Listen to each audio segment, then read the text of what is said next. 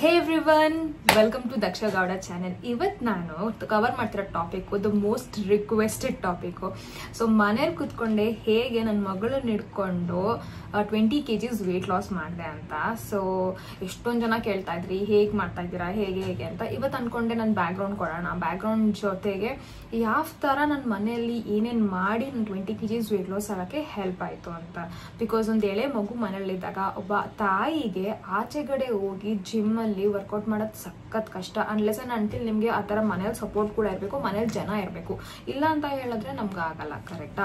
So ನಾನು ಹೇಗೆ ಮಾಡಿದೆ ನನಗೆ ಅಂತ, ಯಾವ ಪಾಯಿಂಟಲ್ಲಿ ನನಗೆ ಮಾಡಬೇಕು ಅಂತ ಅನ್ನಿಸ್ತು, ಯಾವ್ದ್ರಿಂದ ನನ್ನ ಲೈಫ್ ಚೇಂಜ್ ಆಯಿತು ಅನ್ನೋದನ್ನ ನಾನು ಹೇಳ್ತೀನಿ. ಅದೇ ಮೇನು, ಅಲ್ಲೇ ಇರೋದು ಎಲ್ಲನೂ.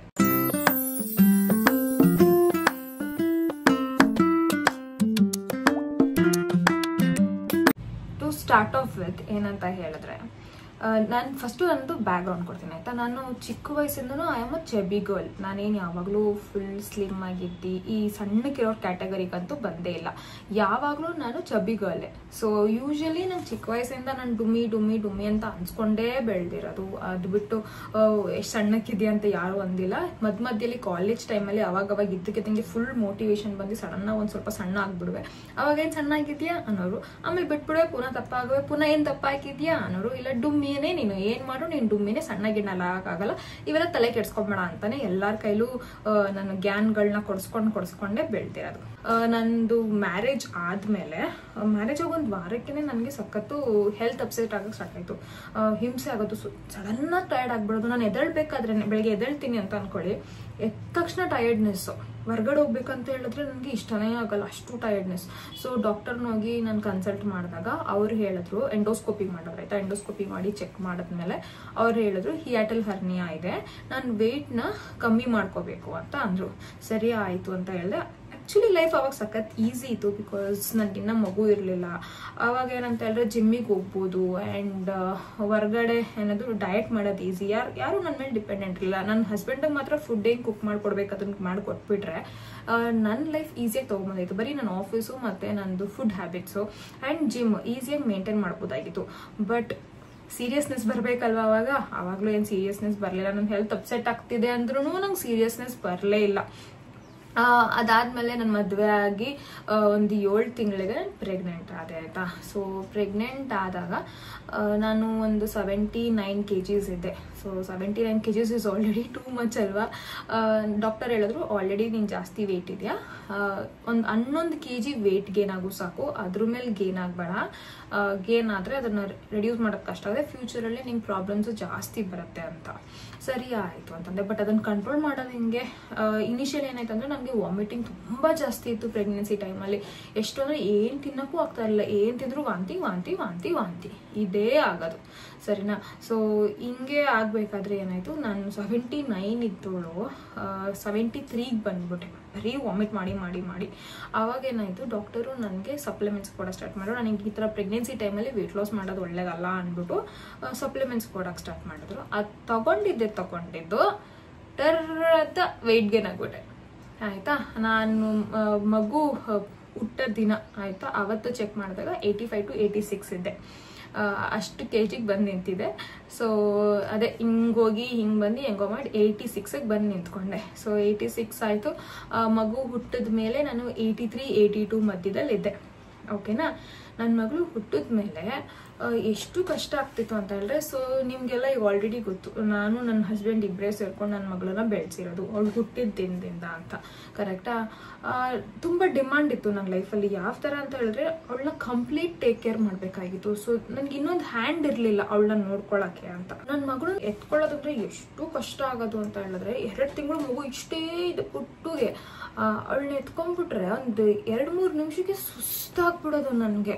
ಸೊ ಒಂಥರ ಹಿಂಸೆ ಆಗೋದು, ಏನು ಮಾಡೋದು ಅಂತ ಗೊತ್ತಾಗ್ತಾ ಇರಲಿಲ್ಲ. ಆ್ಯಂಡ್ ಲೈಫಲ್ಲಿ ಒಂಥರ ಜಿಗುಪ್ಸೆ. ನಾನು ಒಂಥರ ಚಿಕ್ಕ ವಯಸ್ಸಿಂದ ಜಾಬಿಯಲ್ಲಿ ಹುಡುಗಿ ಆಯಿತಾ.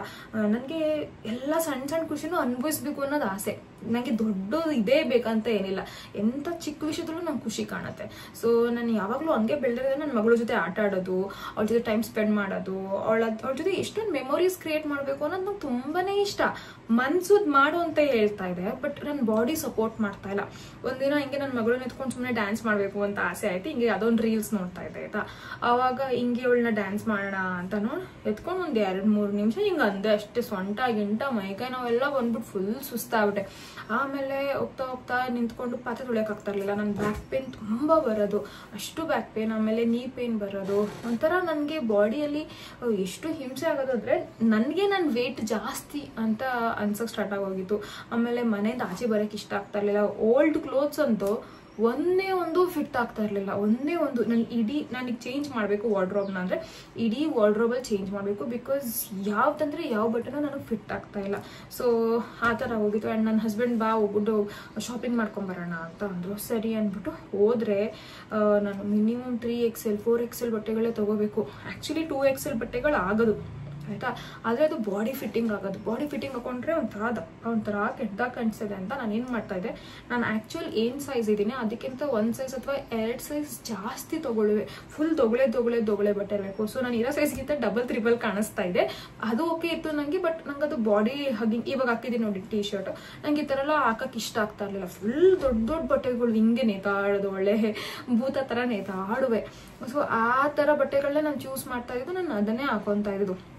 ಬಿಕಾಸ್ ನನಗೊಂಥರ ಇನ್ಸೆಕ್ಯೂರಿಟಿ ಬೆಳೆದ್ಬಿಟ್ಟಿತ್ತು. ಹೆಂಗೆ ಅಂತ ಹೇಳಿದ್ರೆ ಬಟ್ಟೆ ಒಳಗಡೆ ನಾನು ಹೌಸ್ಕೊಳ್ಳುವೆ ಆ ಥರ. ನಂಗೆ ಗೊತ್ತಿಲ್ಲ ಇದು ನಿಮಗೂ ಫೀಲ್ ಆಗಿದೆಯಾ ಇಲ್ವಾ ಅಂತ, ಬಟ್ ಯಾವಾಗಲೂ I use to hide inside my clothes. ಅಂದರೆ ಬಟ್ಟೆ ಒಳಗಡೆ ಹೌಸ್ಕೊಬೇಕು ನಾನು, ನನ್ನ ಬಾಡಿ ಹೀಗಿದೆ ಅಂತ ಯಾರಿಗೂ ಗೊತ್ತಾಗಬಾರ್ದು ಅಂತ. ಅದು ಒಂದು ಕಡೆ ಚುಚ್ತಾ ಇದ್ರೆ, ಇನ್ನೊಂದು ಕಡೆ ಪ್ರಾಬ್ಲಮ್ ಏನು ಸ್ಟಾರ್ಟ್ ಆಯಿತು ಅಂತ ಹೇಳಿದ್ರೆ, ನನ್ನ ಮಗಳು ಬೆಳೀತಾ ಸೊ ಒಂದು 3 ತಿಂಗಳು 4 ತಿಂಗಳೆಲ್ಲ ಆದರೂ ಅವಳು ಕ್ರಾಲ್ ಮಾಡೋದು, ಬೀಳೋದು, ಎದ್ದೇಳೋದು ಅದೆಲ್ಲ ಮಾಡೋಕ್ಕೆ ಸ್ಟಾರ್ಟ್ ಮಾಡೋದು. ಅದೆಲ್ಲ ಪುಟ್ಟು ಕ್ಯೂಟಾಗಿರೋ ಮೊಮೆಂಟ್ಸು. ಅವಳು ಹಿಂದೆಗಡೆ ನಾನು ಆಟ ಆಡೋಕ್ಕಾಗ್ತಿಲ್ಲ, ಓಡಾಡೋಕ್ಕಾಗ್ತಿಲ್ಲ. ನಾನು ಯಾವಾಗಲೂ ಒಂದೇ ಕಡೆ ಕುತ್ಕೊಂಡು ಮಗುನ ಹಿಂಗೆ ಇಟ್ಕೊಳ್ಳೋದು. ಸೊ ಆಮೇಲೆ ನಂದು ಇಲ್ಲೆಲ್ಲ ಬ್ಯಾಕೆಲ್ಲ ನೋವು ಬಂದುಬಿಡೋದು. ಬ್ರೆಸ್ಟ್ ಫೀಡಿಂಗ್ ಎಲ್ಲ ಮಾಡಬೇಕಾದ್ರೆ ಇಲ್ಲೆಲ್ಲ ನೋವು ಬರೋದು. ಒಂದ್ಸತಿ ನೋವು ತಡ್ಕೊಳಕ್ಕಾಗದೆ ಡಾಕ್ಟರ್ ಹತ್ರ ಹೋದಾಗ ಅವ್ರು ಯಾವುದೋ ಒಂದು ಪವರ್ಫುಲ್ ಸ್ಪ್ರೇ ಕೊಟ್ಟಿದ್ರು. ಯೂಶ್ವಲಿ ಈ ಮೂವು ಮತ್ತು ಬಾಕಿ ಏನು ನಾರ್ಮಲ್ ಇದು ಪೇನ್ಫುಲ್ ಸ್ಪ್ರೇಸ್ ಇದೆ ಅದು ಯಾವುದೂ ಯೂಸ್ ಮಾಡ್ದೇನೆ, ಓಲಿನಿ ಅಲ್ಲ, ಇನ್ನೂ ಪವರ್ಫುಲ್ ಆಗಿರೋದು ಅದು ಕೊಟ್ಟರು. ಅವ್ರು ಏನು ಹೇಳಿದ್ರೆ ತುಂಬ ಕಮ್ಮಿ ಸ್ಪ್ರೇ ಮಾಡಿ ಜಾಸ್ತಿ ಮಾಡಬಾರ್ದು ಅಂತ ಅವ್ರು ಮೆಡಿಕಲ್ ಸ್ಪ್ರೇ ಕೊಟ್ಟಿದ್ರು. ಸೊ ಅದನ್ನೆಲ್ಲ ಯೂಸ್ ಮಾಡೋಕ್ಕೆ ಸ್ಟಾರ್ಟ್ ಮಾಡಿದ್ದೆ. ಆಮೇಲೆ ಗ್ಯಾಸ್ಟ್ರಿಕ್ ಅಂತೂ ಸಿವಿಯರ್. ಪ್ಯಾಂಡಿ ಇಲ್ಲ ಅಂದರೆ ತಿನ್ನಕ್ಕೆ 2-3 ನನ್ನ ಲೈಫೇ ನಡೆಯಲ್ಲ, ಹಂಗಾಗೋಗಿತ್ತು. ಪ್ಯಾಂಡಿ ಬರೀ ಅದೇ. ಸೊ ಹಿಂಗೆ ನಡೀತಾಯಿತ್ತು. ಆ್ಯಂಡ್ ಯಾವಾಗ ಬೇಜಾರಾಗೋಯ್ತು ಒಂದಿನ ಅಂತ ಹೇಳಿದ್ರೆ, ನನ್ನ ಮಗಳು ಒಂದು 5-6 ತಿಂಗಳು ಬಂದಳು. ದೆನ್ ಅವಳನ್ನ ವಾಕರಲ್ಲಿ ಹಾಕೋದು ಅದೆಲ್ಲ ಸ್ಟಾರ್ಟ್ ಆಯಿತು. ಸೊ ಇವಾಗ ನಾನು ಮಾಡ್ದಿದ್ರೆ ಇನ್ನು ಯಾವಾಗ ಮಾಡೋದು ಅಂತ ದಿನ ಚುಚ್ಚಕ್ಕೆ ಸ್ಟಾರ್ಟ್ ಆಗೋಯ್ತು. ಅಂದರೆ ನನ್ನ ಮಗಳಿಗೆ ನಾನು ಯಾವ ಥರ ಅಮ್ಮ ಆಗಿರಬೇಕು ಅನ್ನೋ ಆಸೆ ಇತ್ತು, ಆ ಥರ ಇರೋಕೆ ಆಗ್ತಾ ಇರಲಿಲ್ಲ ನನ್ನ ಕೈಯಲ್ಲಿ. ಸೊ ನಾನು ಅಂದ್ಕೊಂಡಿರೋ ಅಮ್ಮ ನನ್ನ ಮಗಳಿಗೆ ನಾನು ಆಗಿಲ್ಲ. ಸೊ ಆ ಗಿಲ್ಟು ನನಗೆ ಚುಚ್ತಾ ಇತ್ತು. ಅಷ್ಟು ಖುಷಿಯಾಗಿರೋ ಅಮ್ಮ, ಅವಳ ಲೈಫಲ್ಲಿ ಅಮ್ಮ ಅಂದರೆ ಒಂದು ಬ್ಯೂಟಿಫುಲ್ ಮೆಮೊರಿ ಆಗಿರಬೇಕು ಅನ್ನೋದೊಂದು ಆಸೆ ನನಗೆ. ಆದರೆ ಆ ಮೆಮೊರೀಸ್ನ ಕೊಡೋಕ್ಕೆ ನನ್ನ ಬಾಡಿ ಸಪೋರ್ಟ್ ಮಾಡಬೇಕಲ್ವಾ, ಅದಂತೂ ನನ್ನ ಬಾಡಿ ಸಪೋರ್ಟೇ ಮಾಡ್ತಾ ಇರಲಿಲ್ಲ. ಅವಳಿಗೆ ಯಾವ ಥರ ಅಮ್ಮ ಆಗಿದ್ದೆ ನಾನು ಅಂದರೆ ಒಂದು ಮೂಲೆಯಲ್ಲಿ ಕೂತ್ಕೊಳ್ಳೋ ಅಮ್ಮ. ಅವಳಿಗೆ ಏನು ಬೇಕು ತಿನ್ನಿಸ್ಬೇಕಾ, ಉಣಿಸ್ಬೇಕಾ, ಅದಾದಮೇಲೆ ಚೂರೆ ಪಾರು ಆಟಾಡಿಸ್ಬೇಕಾ, ಮಾತಾಡಿಸ್ಬೇಕಾ, ಅಷ್ಟೇ. ಅವಳಿಗೆ ಅವಳ ಬ್ಯಾಕ್ ಬೋನಾಗೆ ನಿಂತ್ಕೊಳ್ಳೋ ಅಂತ ಅಮ್ಮ ನನ್ನ ಕೈಲಿ ಆಗೋಕ್ಕಾಗ್ತಾ ಇರಲಿಲ್ಲ. ಆ್ಯಂಡ್ ಅದು ಅವಳು ಹೌದು ಚಿಕ್ಕ ಹುಡುಗಿ ಅಂದರೆ ಎಳೆ ಮಗೋದಕ್ಕೆ ಏನೂ ಗೊತ್ತಾಗಲ್ಲ, ಬಟ್ ನನಗೆ ಗೊತ್ತಾಗ್ತಾ ಇದೆಯಲ್ಲ, ನನ್ನಲ್ಲಿ ನನ್ನ ಗಿಲ್ಟು ತುಂಬ ಕಾಡೋಕ್ಕೆ ಸ್ಟಾರ್ಟ್ ಆಗ್ಬಿಟ್ಟು ಒಂಥರ ನಿದ್ದೆನೇ ಬರ್ತಾ ಇರಲಿಲ್ಲ. ಆಲ್ಮೋಸ್ಟ್ ನಿದ್ದೆನೇ ಹೊಟ್ಟೋಗ್ಬಿಟ್ಟಿತ್ತು ನನಗೆ, ಅಷ್ಟು ಕಷ್ಟ ಆಗ್ತಾ ಇತ್ತು. ಒಂದಿನ ನಾನು ಡಿಸೈಡ್ ಮಾಡಿದೆ, ಸರಿ ನನ್ನ ಮಗಳನ್ನ ಇಟ್ಕೊಂಡು ನಾನು ಸ್ಟಾರ್ಟ್ ಮಾಡ್ತೀನಿ ನಂದು ವೆಯ್ಟ್ ಲಾಸ್ ಜರ್ನಿನ ಅಂತ. ಸೊ ನನ್ನ ಹಸ್ಬೆಂಡ್ ಕೇಳಿದೆ, ನೀನು 1 ಅವರ್ ಹಿಡ್ಕೊಬೇಕು ನೀವು ಇದನ್ನು. ಸೊ ಪಾಪನ 1 ಅವರ್ ಹಿಡ್ಕೊಳ್ಳಿ, ನಾನು ದಿನ ವಾಕಿಂಗ್ ಹೋಗ್ಬಿಟ್ಟು ಬರ್ತೀನಿ, ಹಾಗೆ ಜಿಮ್ಗೆ ಹೋಗ್ತೀನಿ ಅಂತ ನಾನು ಅವ್ರ ಹತ್ರ ಹೇಳಿದೆ. ಅವ್ರು ಕೂಡ ನಾನು ಸಪೋರ್ಟ್ ಮಾಡ್ತೀನಿ ಅಂತ ಅಂದರು. ಸೊ ಸ್ಟಾರ್ಟಿಂಗಲ್ಲಿ ವಾಕಿಂಗ್ ಒಂದು 2-3 ದಿನ ಹೋದೆ, ಚೆನ್ನಾಗಿ ಅನಿಸ್ತು ವಾಕಿಂಗ್ ಮಾಡ್ತಾ ಇದೆ ಅಂತ. ಎಷ್ಟು ಅಂದರೆ ನನ್ನ ಬಾಡಿ ಎಷ್ಟು ವೀಕ್ ಆಗಿತ್ತು ಅಂದರೆ, ಬರೀ ಒಂದು 200-300 ಮೀಟರ್ ನಡೆದ್ಬಿಟ್ರೆ ಫುಲ್ ಸುಸ್ತಾಗ್ಬಿಡೋದು, ಅಷ್ಟು ಬಾಡಿ ವೀಕ್ ಆಗೋಗಿತ್ತು ನಂದು. ಸೊ ಆವಾಗ ಸರಿ ವಾಕಿಂಗ್ ಹೆಂಗಿರು ಸ್ಟಾರ್ಟ್ ಮಾಡಿದ್ದೀನಲ್ಲ, ಇನ್ನು ನಾನು ಜಿಮ್ಗೆ ಹೋಗ್ಬಿಟ್ಟು ಬರ್ಬೋದು ಅಂತ ಅಂದ್ಬಿಟ್ಟು ಹೋಗ್ಬಿಟ್ಟು ಜಿಮ್ಗೆ. ಏನು ಗೊತ್ತಾ, ಜಿಮ್ಗೆಲ್ಲ ಹೋದರೆ 1 ತಿಂಗಳು ಸಬ್ಸ್ಕ್ರಿಪ್ಷನ್ ತೊಗೊಳ್ಳಲ್ಲ, ಪೂರ್ತಿ 3 ತಿಂಗಳು 6 ತಿಂಗಳು ಸಬ್ಸ್ಕ್ರಿಪ್ಷನ್ ತೊಗೊಂಡ್ಬಿಡೋದು. ತಗೊಂಡು ಹೋದೆ. ಸೊ ಅವ್ರಿಗೆ ಹೇಳ್ದೆ ನಾನು, ನನಗೆ 5 ತಿಂಗಳು ಮಗು ಇದೆ ಆ್ಯಂಡ್ ನನ್ನ ಬಾಡಿ ಸಖತ್ ವೀಕ್ ಇದೆ, ನನಗೆ ಬ್ರೆಸ್ಟ್ ಫೀಡಿಂಗ್ ಕೂಡ ಇದ್ದೀನಿ.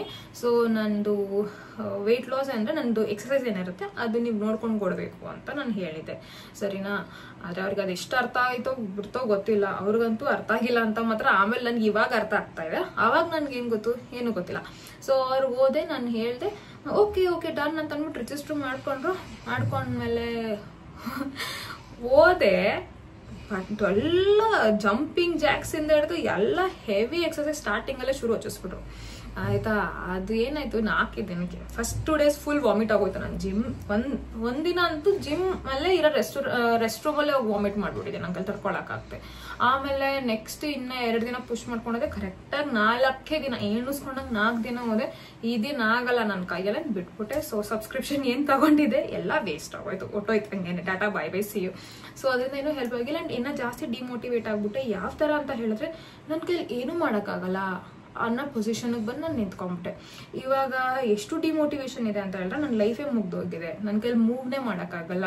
ಮಂಡಿ ನೋವು, ಸೊಂಟ ನೋವು, ಗ್ಯಾಸ್ಟ್ರಿಕ್ಕು, ಆಮೇಲೆ ಹೊಸದು ಹೋಗ್ತಾ ಬರ್ತಾ ಒಂದು ವಾರಕ್ಕೆ ಹುಷಾರು ತಪ್ಪೋದು, ಸುಸ್ತು, ಎದ್ದು ಓಡಾಡೋಕ್ಕಾಗ್ತಾ ಇಲ್ಲ. ಆ್ಯಂಡ್ ಈ ಏಜಲ್ಲೇ ನನಗೆ 89 ವರ್ಷದ ಮುದುಕಿ ಥರ ಫೀಲ್ ಆಗ್ತಾ ಇದೆ. ಸೊ ನನ್ನ ಹಸ್ಬೆಂಡ್ ಯಾವ ಥರ ಅಂದರೆ, ನನ್ನ ಹಸ್ಬೆಂಡು ಅವ್ರ ಫ್ಯಾಮಿಲಿ ಅವರೆಲ್ಲ ಹೈಲಿ ಆಕ್ಟಿವ್ ಪೀಪಲ್ ಆಯ್ತಾ. ಸೊ ಅವ್ರಿಗೆಲ್ಲ ಕುತ್ಕೊಂಡು ಅಭ್ಯಾಸ ಇಲ್ಲ, ಪಟ ಅಂತ ಓಡಾಡೋ ಅಭ್ಯಾಸ. ಅವ್ರಗಳ ಮಧ್ಯ ನಾನು ಒಂಥರ ಒಳ್ಳೆ ಸೈಲೆಂಟಾಗಿ ಕೂತಿರೋ ಚಿಕ್ಕದು ಯಾವುದೋ ಮರಿ ಆಗ್ಬಿಟ್ಟಿದೆ ಆಯ್ತಾ. ಅದೊಂಥರ ಗಿಲ್ಟ್ ಆಗೋದು, ಅವರೆಲ್ಲ ಓಡಬೇಕಾದ್ರೆ ಅವ್ರ ಜೊತೆ ಜಾಯ್ನ್ ಆಗಬೇಕು ಅಂತ ನನಗೂ ಆಸೆ ಆಗುತ್ತೆ, ಆದರೆ ಆಗಲ್ಲ. ಯಾಕೆ, ನನ್ನ ಬಾಡಿ ಸಪೋರ್ಟ್ ಮಾಡ್ತಾ ಇಲ್ಲ, ಸಿಂಪಲ್ಲು. ಸೊ ನನಗೆ ಇಷ್ಟು ಹಿಂಸೆ ಆಗ್ತಾ ಇದ್ದಾಗ ನೆಕ್ಸ್ಟ್ ಜಿಮ್ ಕ್ಯಾನ್ಸಲ್ ಆಯಿತು. ವಾಕಿಂಗೇ ಹೋಗ್ತೀನಿ, ವಾಕಿಂಗೇ ಮಾಡ್ಕೋತೀನಿ ಅಂತ ಡಿಸೈಡ್ ಮಾಡಿದೆ. 1 ದಿನ 2 ದಿನ 3 ದಿನ ನನ್ನ ಹಸ್ಬೆಂಡು ನನ್ನ ಟೈಮ್ಗೆ ಮಾಡೋಕ್ಕೆ ಸ್ಟಾರ್ಟ್ ಮಾಡಿದ್ರು. ಬಟ್ ನಾನು ಅವ್ರಿಗೇನಂದರೆ ಅವ್ರ ಕೆಲಸ ಇದೆ ಅಲ್ವಾ, ಸೊ ಅವ್ರಿಗೆ ಡೆಡಿಕೇಟೆಡ್ 1 ಟೈಮ್ ನಾನು ಫಿಕ್ಸ್ ಮಾಡಿ ಕೊಡಬೇಕು, ಈ ಟೈಮಿಂದ ಈ ಟೈಮ್ ನಾನು ವಾಕಿಂಗ್ ಹೋಗ್ತೀನಿ ಅಂತ. ಆದರೆ ನನಗೆ ಅಷ್ಟು ಎಳೆ ಮಗು ಇರಬೇಕಾದ್ರೆ ಈ ಟೈಮಿಂದ ಈ ಟೈಮ್ ವಾಕಿಂಗ್ ಹೋಗ್ತೀನಿ ಅಂತ ನಾನು ಹೇಳೋಕ್ಕಾಗಲ್ಲ. ಯಾಕಂದರೆ ಸಮ್ಟೈಮ್ಸ್ ಅವಳು ಮಲಗಿರ್ತಾಳೆ, ಸಮ್ಟೈಮ್ಸ್ ಅವಳು ಎದ್ದಿರ್ತಾಳೆ, ಸಮ್ಟೈಮ್ಸ್ ಅವಳಿಗೆ ಬ್ರೆಸ್ಟ್ ಫೀಡ್ ಮಾಡಬೇಕು, ಸಮ್ಟೈಮ್ಸ್ ಅವಳಿಗೆ ಊಟ ಮಾಡಿಸ್ಬೇಕು, ಮಲಗಿಸ್ಬೇಕು, ಎಲ್ಲ ಅವಳು ಹೇಗಿರ್ತಾಳೆ ಅದ್ರ ಮೇಲೆ ನನ್ನ ಟೈಮ್ ವೇರಿ ಆಗುತ್ತೆ ಹೊರತು ನನ್ಗೆ ಇಷ್ಟ ಬಂದಂಗೆ ನಾನು ಒಂದು ಡೆಡಿಕೇಟೆಡ್ ಟೈಮ್ ಇಟ್ಕೊಂಡು ಹೋಗೋಕ್ಕಾಗಲ್ಲ. ಬಿಕಾಸ್ ನನ್ನ ಮಗು ನನ್ನ ಮೇಲೆ ಫುಲ್ ಡಿಪೆಂಡೆನ್ಸಿ ಇದೆ.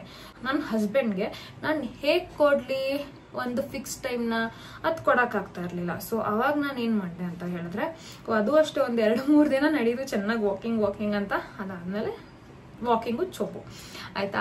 ಅದು ಆಯಿತು, ಕೊನೆಗೇನು ಡಿಸೈಡ್ ಮಾಡಿದೆ, ಮಗುನ ಎತ್ಕೊಂಡು ಹೋಗ್ತೀನಿ ಅಂತ ಅಂದ್ಬಿಟ್ಟು ಫ್ರಂಟಿಗೆ ಬ್ಯಾಗ್ ಬರುತ್ತಲ್ಲ, ಆ ಬ್ಯಾಗು ಯೂಶಲಿ ಈ ಫಾರಿನ್ ಅವ್ರದ್ದೆಲ್ಲ ನೋಡಿದ್ರೆ ರೀಲ್ಸ್ ಎಲ್ಲ ಅವ್ರು ಈಸಿಯಾಗಿ ಕ್ಯಾರಿ ಮಾಡ್ತಾರೆ ಮಗುನ.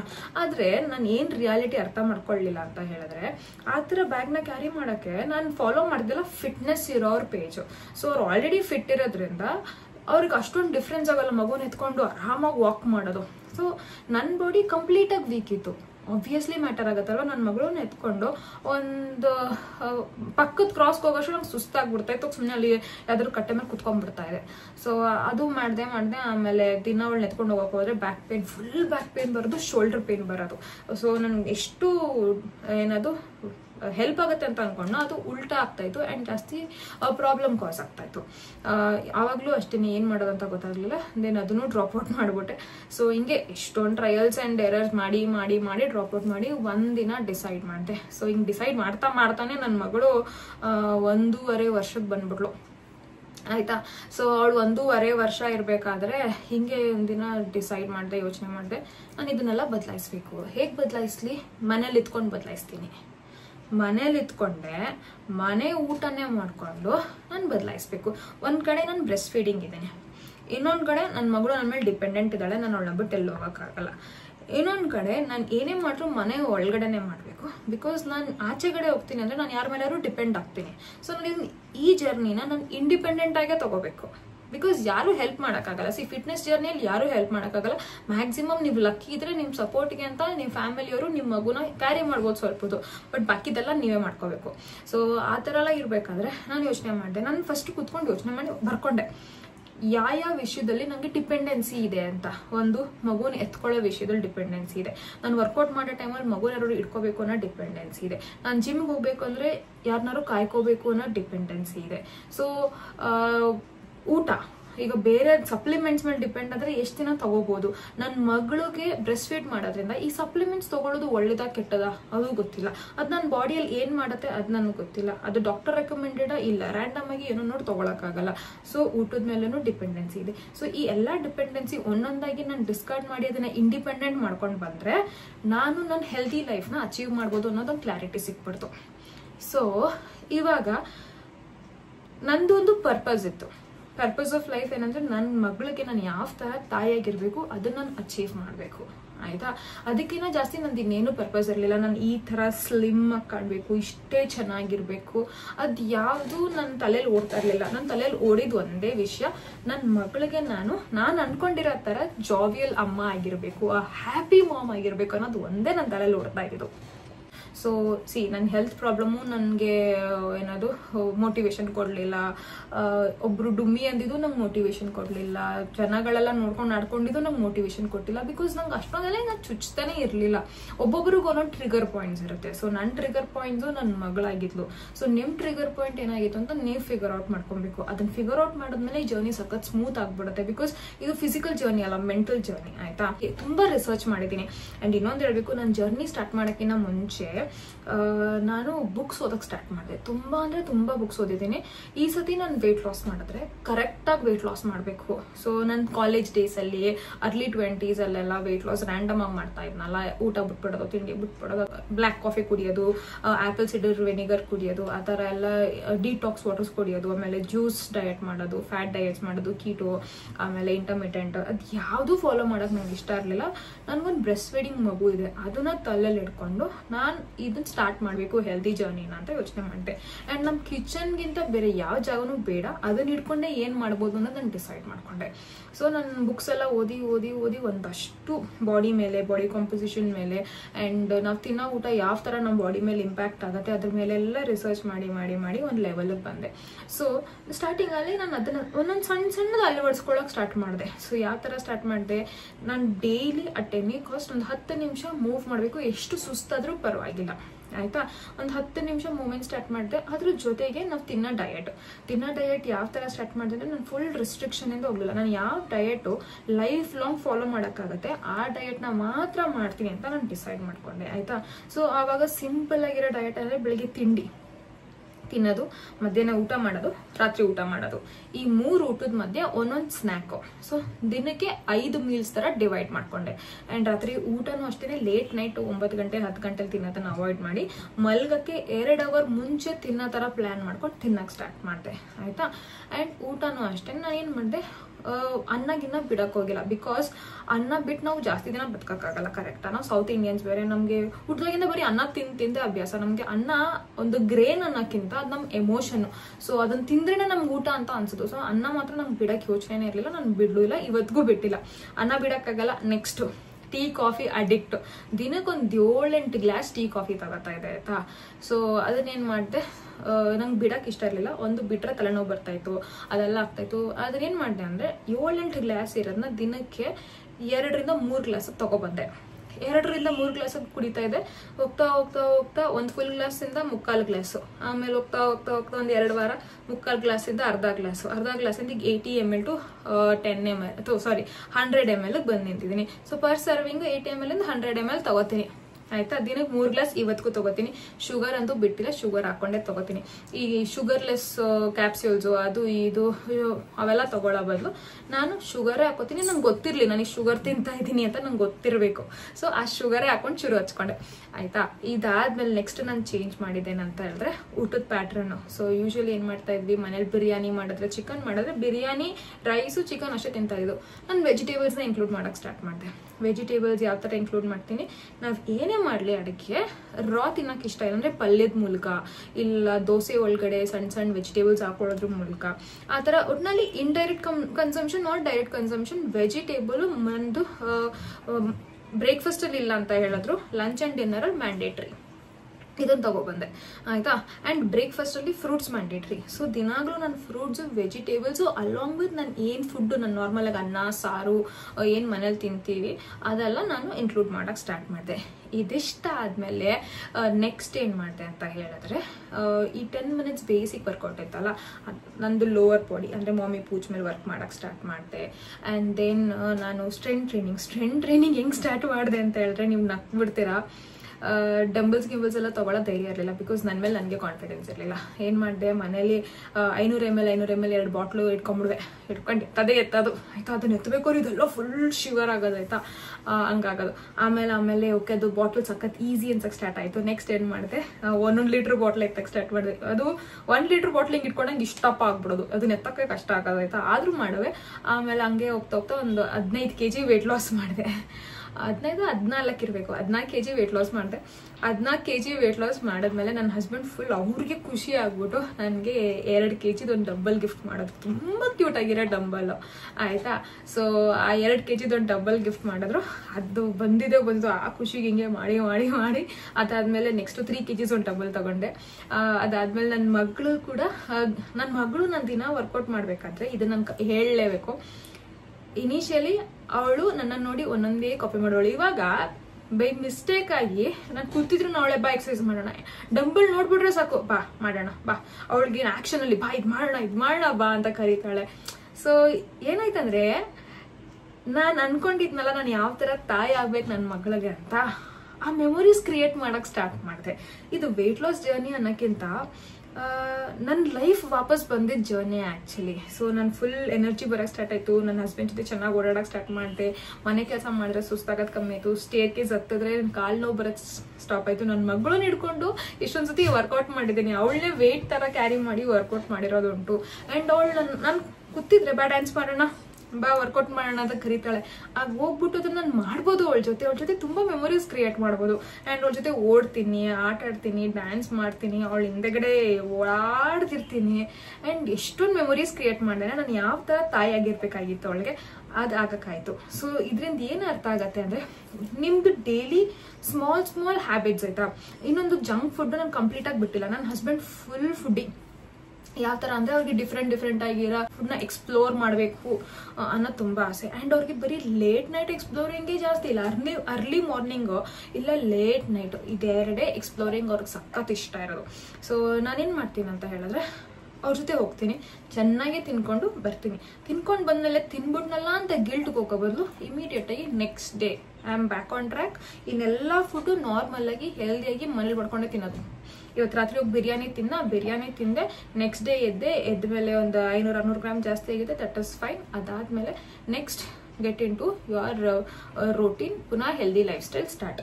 ಸೊ ಅದ್ರ ಥರ ಮಾಡ್ಕೊಂಡು ನಾನು 20 kgs ವೆಯ್ಟ್ ಲಾಸ್ ಗೋಲ್ನ ಅಚೀವ್ ಮಾಡೋಕ್ಕಾಯಿತು. ಇನ್ನೂ ಜಾಸ್ತಿ ಮಾಡ್ತಾ ಇರ್ತೀನಿ. ಆ್ಯಂಡ್ ಇವಾಗ I am not into 20 kgs weight loss. So ಇವಾಗ ನನಗೆ ಯೋಚನೆ ಏನಿದೆ ಅಂತ ಹೇಳಿದ್ರೆ ವೇಯಿಂಗ್ ಸ್ಕೇಲ್ ಮೇಲೆ ನಂಬರ್ಗಿಂತ ನಾನು ಎಷ್ಟು ಫಿಟ್ ಆಗಿರ್ತೀನಿ.